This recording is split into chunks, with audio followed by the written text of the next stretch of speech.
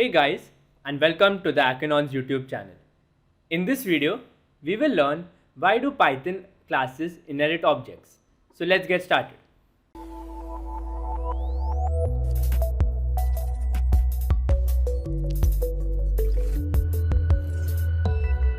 So what I've done is I've created classes using different syntax methods. So the first one is a simple class. The next one is a class that is derived from the object, and a next property is the class using the parenthesis. These classes do not do anything at the moment.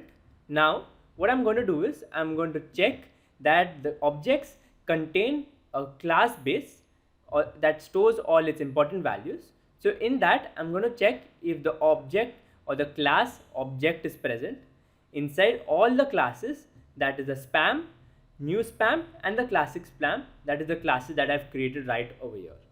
So if I print this, as you can see, all return true, which means that the object class is present in all these classes irrespective of the different syntax. Now Python has introduced a new style classes back in the Python 2.2, and by the old style classes they are really quite old, but discussion of these old style classes are not existent as of the Python 3 documentation. Hence the problem here is that the syntax for the old state classes for the Python 2 is same as alternative syntax, that is the new style that we are approaching right now.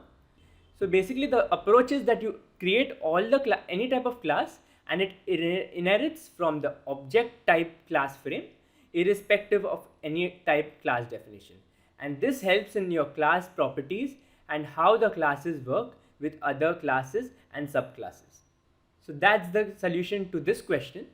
If you like this video, don't forget to drop a like and share it with your friends, and subscribe to the Hackinon's YouTube channel for more fun and interesting videos.